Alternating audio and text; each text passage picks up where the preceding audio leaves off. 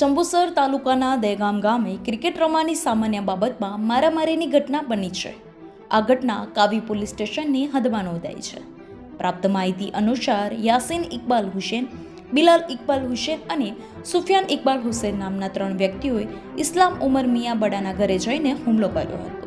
ફરિયાદી ઇસ્લામના જણાવ્યા મુજબ તેમના દીકરા ફૈઝાન સાથે ક્રિકેટ રમવા બાબતે આરોપીઓની બોલાચાલી થઈ હતી.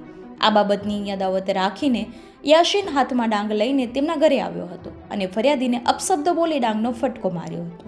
ત્યારબાદ આરોપી બિલાલે ફરિયાદીના ડાબા કાન પર મુક્કો માર્યો હતો, જ્યારે સુફિયાને ફરિયાદીના મોઢા પર મુક્કો માર્યો હતો. આ ઉપરાંત આ ત્રણેય આરોપીઓએ ફરિયાદીના પત્ની અને પુત્રને પણ ધક્કામુક્કી કરીને માર માર્યો હતો અને જાનથી મારી નાખવાની ધમકી પણ આપી હતી. ઘટનાની જાણ થતાં જ પોલીસ તાત્કાલિક ઘટના સ્થળ પર પહોંચી હતી.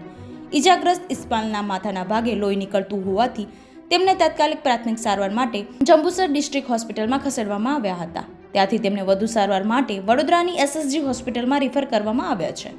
આ ઘટના અંગે કાવી પોલીસ સ્ટેશનમાં ફરિયાદ નોંધવામાં આવી છે. પોલીસે આરોપીઓ યાસીન ઇકબાલ હુસેન, બિલાલ ઇકબાલ હુસેન અને સુફિયાન ઇકબાલ હુસેન વિરુદ્ધ આઈપીસી કલમ 118(1), 152(2), 352, 351(3) અને જીપીએ સેક્શન 135 હેઠળ ગુનો દાખલ કરીને વધુ તપાસ હાથ ધરી છે. ડીએન વાઘેલા, જંબુસર.